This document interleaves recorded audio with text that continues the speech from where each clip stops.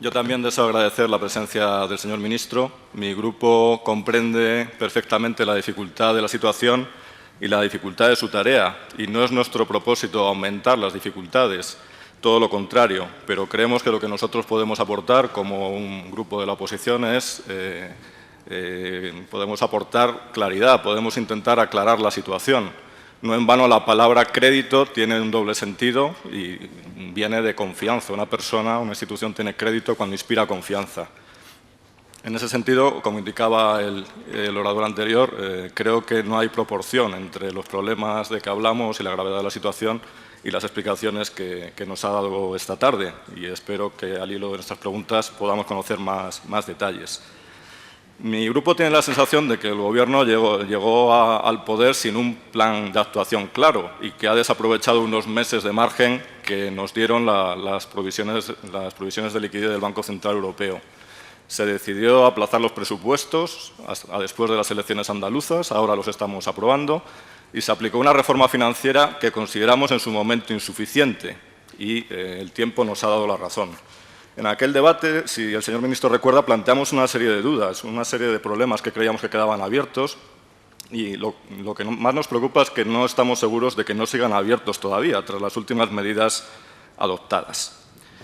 Por ejemplo, le decíamos en ese debate que, en nuestra opinión, el crédito no se iba a recuperar, que si pedíamos más recursos propios a las entidades, el crédito se iba a contraer, que no podían soplar y sorber simultáneamente. Usted nos decía, no, el crédito se va a recuperar. El crédito se está hundiendo y eso afecta al consumo, a la inversión, agrava la recesión y crea un círculo vicioso. Se deterioran más activos, hacen falta más provisiones. Estas nuevas medidas inciden en la misma filosofía, más recursos propios. Nosotros nos tememos que volverán a contraer el crédito. ¿Usted cree que esta vez van a hacer que el crédito se recupere? ¿Mantiene sus previsiones macroeconómicas en este nuevo entorno, con las caídas del crédito, con los presupuestos tan restrictivos que hemos aprobado, o hay un riesgo de círculo vicioso, como otros países han padecido? Planteábamos en ese debate también nuestra duda sobre el tamaño de los agujeros que había en los balances. Le decíamos que creíamos que estaban infravalorados, que estaban utilizando datos anticuados y solo de créditos inmobiliarios y que había otros créditos al consumo, a pymes, que se iban a deteriorar. Y el tiempo nos ha dado la razón, es lo que ha pasado. Esta vez se está reconociendo el verdadero tamaño de los agujeros. Creemos que siempre se adopta la filosofía de aflorar lo que nos podemos permitir a ver si basta. Y tal vez ha llegado el momento de cambiar de filosofía, aflorar todo lo que haya que aflorar y plantearnos cómo hacerlo frente. Nosotros creemos en su palabra. Esperamos que haya recursos suficientes en nuestro país para hacer frente al problema.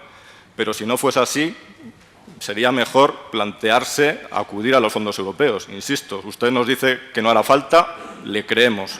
Pero en un escenario contrafactual, si no hubiese suficientes fondos, sería mejor acudir pronto a los fondos europeos, recapitalizar la banca y salir de este círculo vicioso y de este bucle de caída del crédito, que dejar que la situación se deteriore más y al final haga falta un rescate más amplio. Descartamos ese escenario, nos fiamos de su palabra en cualquier caso. Le planteábamos también en ese debate el coste público de las intervenciones y usted nos decía ninguno y nos sigue diciendo ninguno. Sin embargo, se han empleado ya 20.000 euros del FROP, 80.000 euros en avales del Estado, 18.000 euros en esquemas de protección de activo y su discurso nos recuerda mucho al del Gobierno anterior, sinceramente. Nos decían también en el Gobierno anterior, no, es un gran negocio, nos van a pagar un interés del 7%. Ahora usted nos dice, no, es un gran negocio, nos van a pagar un interés todavía más alto, el 10%. Bueno, si es tan gran negocio, ¿por qué nadie más les presta? Son unos préstamos, evidentemente, muy arriesgados. Además, préstamos que si la cosa empeora se convierten en acciones de una entidad que necesita más capital. No creo que nos vaya a decir que también esas serían grandes inversiones y el Estado se convertiría en un accionista de un gran negocio. Todos los analistas extranjeros, instituciones internacionales se preguntan el coste público del rescate. Y eso es una deuda que gravita sobre nuestra deuda pública y sobre el conjunto de la economía.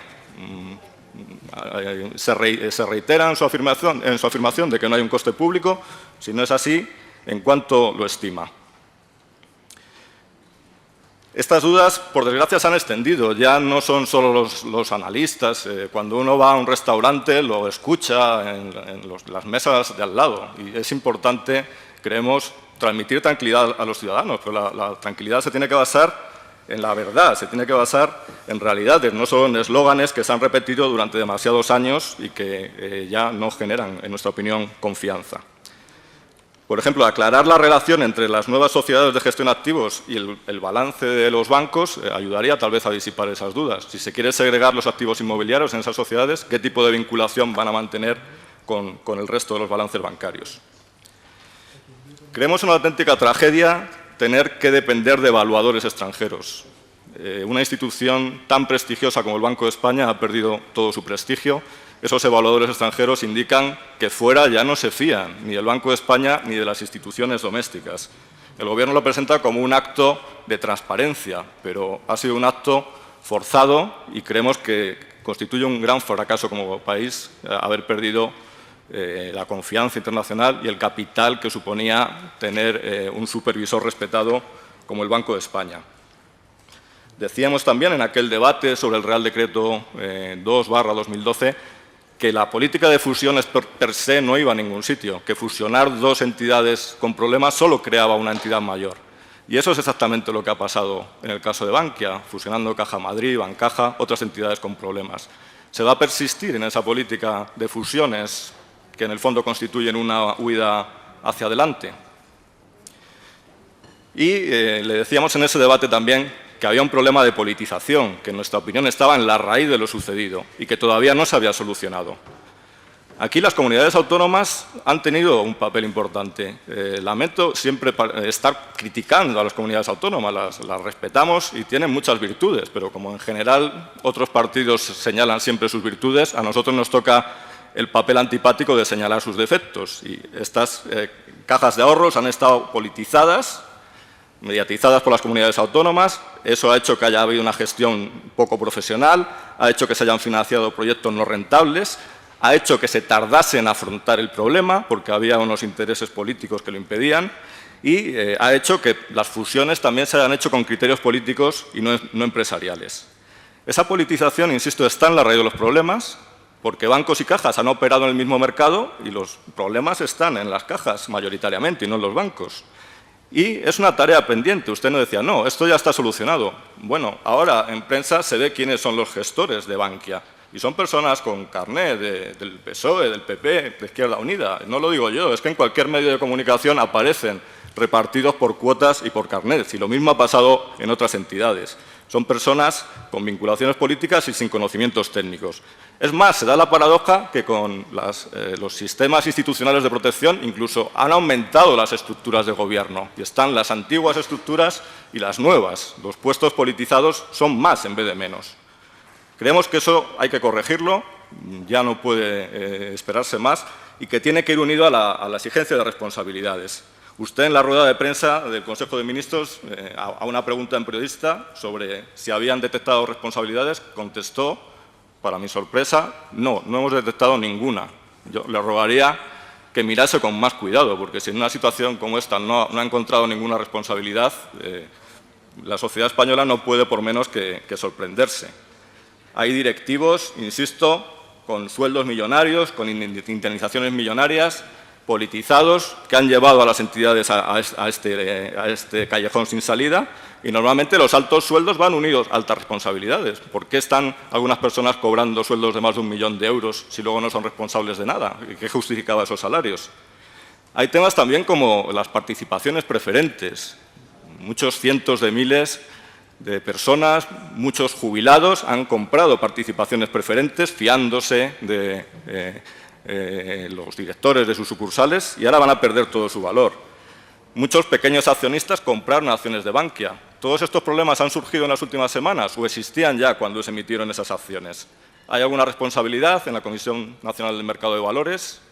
¿Es normal todo lo que ha sucedido? ¿Nadie es responsable de nada?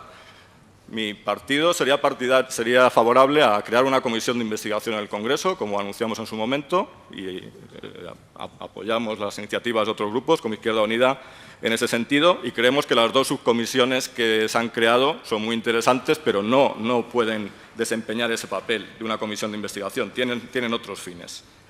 Y creemos, finalmente, que en estos problemas, como en muchos otros, hay una corresponsabilidad entre el Partido Popular y el Partido Socialista. Unos y otros han controlado comunidades, unos y otros han controlado cajas y unos y otros han aprobado juntos todas las reformas financieras que se han hecho en este país, por lo que no entendemos ese continuo choque de cara al público que en el fondo esconde responsabilidades muy similares. Pues otra vez me comenta si esto va a afectar a las previsiones macro. Vamos a ver, la previsión del 1,7% de este año es una previsión que yo creo que es realista, si me permite usted la expresión. Lo que vamos viendo del primer semestre, bueno, pues está perfectamente en línea y creo que en estos momentos el Gobierno, que se caracteriza por su prudencia en las proyecciones, lo va a mantener a pesar de todas las dificultades. Estamos viviendo seguramente los momentos más difíciles desde el punto de vista de turbulencia de los mercados financieros. Yo no he venido a hablar hoy de eso, no he venido a hablar, y eso también contesto también al señor Azpiazu, no he venido a hablar de la prima de riesgo, de los eurobonos, pero también, cuando ustedes quieran, por supuesto que estoy a su entera disposición para venir a hablar de todo ese tipo de cuestiones y ver la implicación que tiene sobre la economía española y darle todas las explicaciones y responder a todas las cuestiones que ustedes me planteen, ¿no? Usted me dice, fondos europeos. Bueno, por el momento, y esto es importante, es la mayoría de las actuaciones que ha tomado este Gobierno van contra la cuenta de resultados de los propios bancos. Los 84.000 millones de euros que hemos pedido a los bancos va contra sus cuentas de resultados y la mayoría van a ser capaces de absorberlos ellos mismos. Por lo tanto, la inyección de capital no va a ser excesivamente elevada como consecuencia de estos Real Decretos Leyes. Y yo creo que aquí es fundamental, porque creo que en estos momentos el sistema financiero español, igual que la economía española, está sometido, y yo en esto además tengo bastante fair play, a muchísima presión, muchísimos comentarios que creo que en muchas ocasiones son injustos, absolutamente injustos. Yo vuelvo a comentar y vuelvo a decir que la percepción de la realidad del sistema bancario español es, desde mi punto de vista, mucho peor que la realidad. Y eso enlaza con lo de los dos evaluadores que usted me comentaba y que me han comentado otros portavoces también al respecto. Los evaluadores, pues es una actuación extraordinaria en función de una situación extraordinaria. Es muy difícil en esta vida pelear contra las percepciones. Usted y yo podemos discutir sobre datos o sobre planteamientos, pero sobre percepciones es mucho más complicada. Y la única forma que tenemos de disipar esas percepciones negativas, esas dudas, esas incertidumbres, es únicamente a través de toda la información y de toda la claridad y toda la transparencia. Como creo que no hay absolutamente nada que ocultar, como creo que además los servicios técnicos del Banco de España son unos magníficos servicios técnicos, como creo además que de esto la reputación del Banco de España va a salir absolutamente intacta, como creo que además es básico para la economía española a futuro, independientemente de lo que haya ocurrido en el pasado, mantener la credibilidad, creo que en estos momentos poner dos evaluadores, que son actuaciones extraordinarias, vuelvo a repetir, para situaciones extraordinarias o excepcionales, creo que es positivo. Señor Ministro, su intervención me ha suscitado tres comentarios iniciales. En primer lugar, a veces los tecnicismos, en vez de para aclarar la realidad, sirven para encubrir la realidad. Usted nos habla de decisiones de crédito, malas asignaciones, pero a lo mejor se asignaron mal porque las personas que tomaban la decisión no tenían conocimientos para ello y porque estaban vinculadas a unos poderes territoriales que les decían qué proyectos favoritos querían emprender. En segundo lugar, me ha sorprendido la ausencia de autocrítica, una característica del Gobierno anterior. Parece que todo lo que nos sucede, como decía el señor Cosculluela, es por alguna maldición bíblica, que desconfían de nosotros por maldad, por ignorancia. Bueno, creo que hemos hecho cosas mal en este país, que nos hemos ganado a pulso la desconfianza. Y en tercer lugar, que me he debido explicar muy mal en mi primera intervención porque pareciera por su respuesta que hubiese hecho un análisis macroeconómico y yo creo que he planteado todo tipo de cuestiones con contenido político. Tal vez eso se deba a que en la intervención anterior he señalado lo que creo que se hizo mal. Voy a intentar decir lo mismo en positivo, lo que mi partido, que tiene un ánimo constructivo, cree que habría que hacer, aunque sea muy grandes rasgos. Insisto, y si hace el favor, en su segunda intervención, acláreme si piensa hacer algo de esto, porque a veces tengo la sensación de que más que diálogos tenemos monólogos cruzados. Creemos que hay que desvincular a las cajas de ahorro de las comunidades autónomas, en la medida que esas vinculaciones siguen existiendo. Creemos que hay que restablecer un mecanismo de supervisión creíble, con ayuda de los supervisores europeos. Hace poco transponíamos directivas comunitarias, y recuperando la credibilidad del Banco de España. Usted dentro de poco tiene una decisión muy importante en ese sentido, que es nombrar un nuevo gobernador del Banco de España. Sería importante nombrar una persona independiente y con credibilidad internacional. Además, en un momento en que hemos perdido el segundo puesto que teníamos en el Consejo de Gobierno del Banco Central Europeo. Bueno, hemos perdido, parece, todo indica que vamos a perder. Esperemos que no sea así, pero todo indica que vamos a perder. Eso es algo que está en su mano. Creemos que hay que despolitizar la gestión de las entidades. Mire los nombres que estaban en el Consejo de Administración de BFA y de Bankia, y no solo en Bankia, en muchas otras entidades. Y es el momento de profesionalizar decididamente esa gestión. Creemos que hay que simplificar los órganos de gobierno, que a los anteriores se han añadido nuevas estructuras. Habría que simplificarlos y esa duplicación de órganos no tiene sentido. Creemos que hay que exigir responsabilidades. En las cajas, evidentemente, por qué se han comportado peor que los bancos.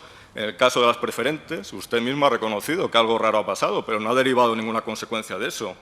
Y en las acciones de Bankia que se emitieron como una gran oportunidad de inversión. Y no solo por un ánimo punitivo, sino porque hay que extraer lecciones de lo sucedido y evitar que se repita. Si nunca creemos que hemos hecho nada mal, pues simplemente caeremos una y otra vez en los mismos errores. Creemos que hay que crear una comisión de investigación en el Congreso. Es el órgano adecuado para depurar ese tipo de responsabilidades. Creemos que hay una experiencia previa de cómo afrontar crisis financiera. En nuestro propio país, no hace tanto tiempo, se afrontó con éxito una crisis financiera. Es el momento de desnudarnos, es el momento de mostrar el verdadero tamaño de los agujeros en los balances. Ya no hay una nueva oportunidad de aflorar menos y que luego la realidad lo desmienta. Se está haciendo así, usted dice que sí, ojalá sea así.